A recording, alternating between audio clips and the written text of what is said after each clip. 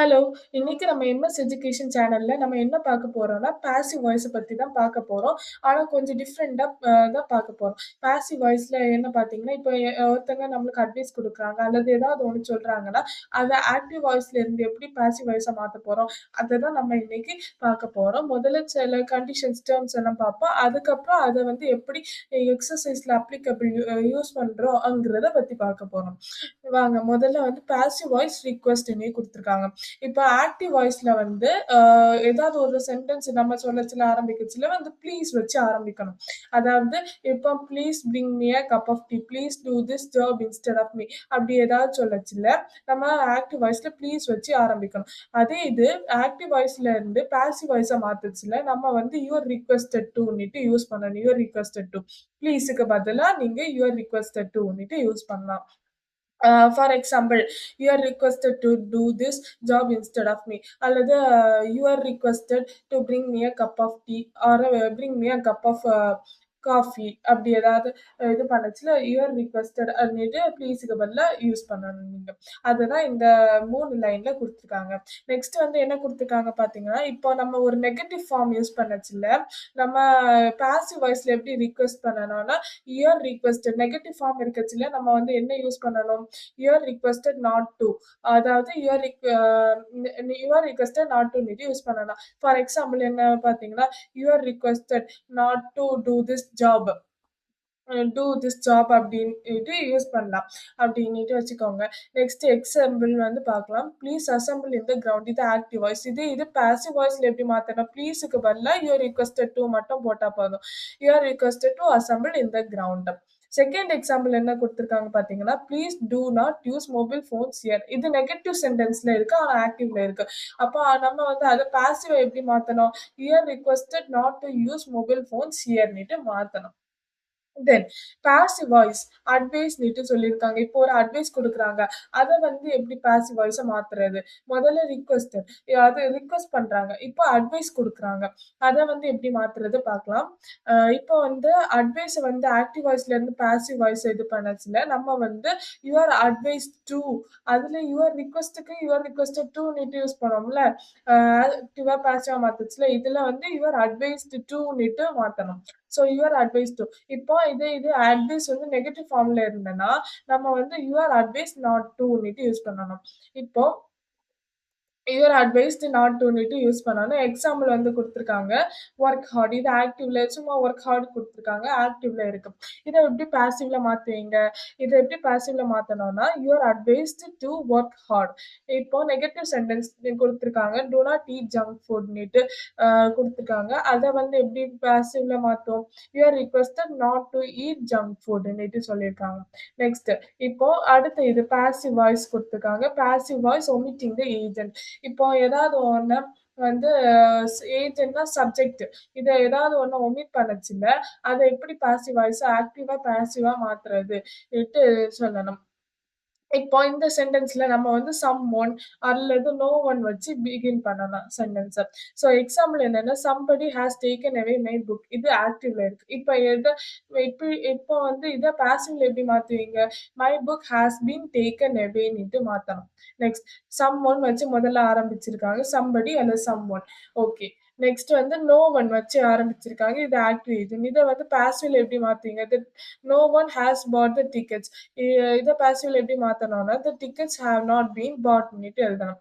Add not to the verb for nobody, none or no one. ஏன்னா இது நெகட்டிவ்ல இருக்குல்ல. யாருமே நெகட்டிவ்ல இருக்குல்ல. ஸோ அதனால நாட் நாட்ட வந்து ஆட் பண்ணணும்ன்றாங்க. இப்போ இன்ட்ரோகேட்டிவ்ல இருக்கு. பாசிவ் வாய்ஸ் இன்ட்ரோகேட்டிவ்ல இருக்குன்னா, இத வந்து எப்படி எழுதணும்? ஆ ன்னுட்டு குடுத்துருக்காங்க. முதல்ல வந்து இப்போ பாசிவ்ல சென்டென்ஸ சேஞ்ச் பண்ணச்சுல, நம்ம வந்து எஸ் ஆர் நோ ங்கிற இத வந்து ஆ எழுதணும். Following with the verb WH questions. Yes or no ஃபார்ம்ல இருந்தன்னா, அத வந்து WH வச்சு ஆரம்பிக்கணும் அப்டிங்கிறாங்க. Followed by the verb in WH question அப்படிங்கிறாங்க. ஆ இப்போ பார்க்கலாம். கொஸ்டின் என்னன்னா, கொஸ்டின்ஸ் பிகினிங் வித் ஆக்ஸிலரி வெர்ப்ங்கிறாங்க. எக்ஸாம்பிள் என்ன சொல்லியிருக்காங்க? Did he write a letter? இது ஆக்டிவ்ல இருக்கு. Did he write a letter? ஒண்ணுல ஆமா அல்லது இல்லன்னு தான். அத வந்து எப்படி பாசிவ்ல மாத்துறோம்னா, was a letter written by ஹிம்ன்னுட்டு எழுதணும். தென் ஆக்டிவ்ல அதாவது அவ் இந்த லெட்டர் அவனால எழுதப்பட்டதான்னுட்டு கேட்கறாங்க அப்படி. இஸ் ஹி வாட்சிங் அஸ்ன்னுட்டு ஆக்டிவ் இது வந்து ஆக்டிவ்ல குடுத்திருக்கு. இது எப்படி எழுதணும்? Are we being watched by ஹிம்ன்னுட்டு பாசிவ்ல மாத்தணும். Then questions beginning with WH வேர்ட்ஸ்ன்னுட்டு குடுத்திருக்காங்க. Who will accept this? Examples வந்து என்னன்னா, ஹூ வில் அக்செப்ட் திஸ்? இது ஆக்டிவ்ல இருக்கு. பாசிவா எப்படி மாத்தணும்? By whom will this be acceptedன்னுட்டு பாசிவா மாத்தணும். Then who has arrange this meeting? இது ஆக்டிவ்ல இருக்கு. இத பாசிவா எப்படி மாத்தணும்? By whom has this meeting been arranged? இது எப்படி பாசிவா மாத்தணும்? நெக்ஸ்ட் அதே மாதிரி மாத்துங்க பார்க்கலாம். when will you finish the building? இது ஆக்டிவ்ல இருக்கு. அப்ப எப்படி எழுதணும்? when will the building be finished by you? இது பாசிவ். ஏன்னா ஏஜென்ட் வந்து by you வந்து ஆப்ஷனல். நீங்க எப்படி வேணாலும் போட்டுக்கலாம். by you போடலாம். when will the building be finished? கூட போட்டுக்கலாம். ஏன்னா பை வந்து ஆப்ஷனல். உங்க இஷ்டம். போடலாம், போடாமலும் இருக்கலாம். Then how did they do this? நேத்து ஒரு கொஸ்டின் கேட்டிருக்காங்க. இது ஆக்டிவ்ல இருக்கு. இது எப்படி பாசிவா மாத்தணும்னா, how was this done by them?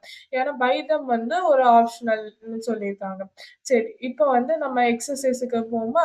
இதுல வந்து என்ன சொல்லியிருக்காங்கன்னா, இப்போ ஃபாலோயிங் கொஸ்டின்ஸ் எல்லாம் குடுத்துருக்காங்க. இத வந்து பாசிவா மாத்துங்கன்னுட்டு கேட்டிருக்காங்க.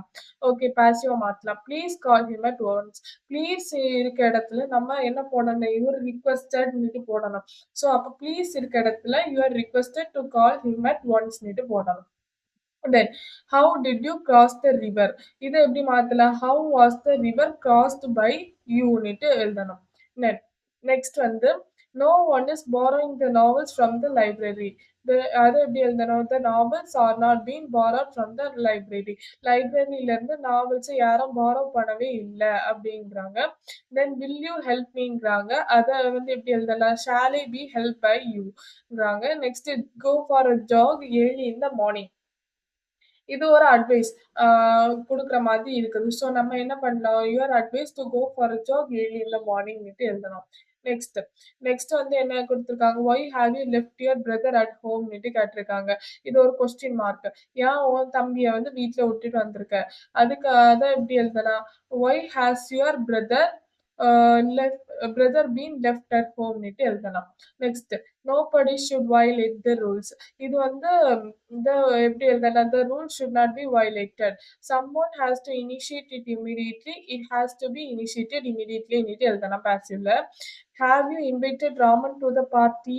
அதை எப்படி எழுதலாம்? have Raman been invited the party by you ன்னுட்டு எழுதலாம். by youங்கிறது ஆப்ஷனல்.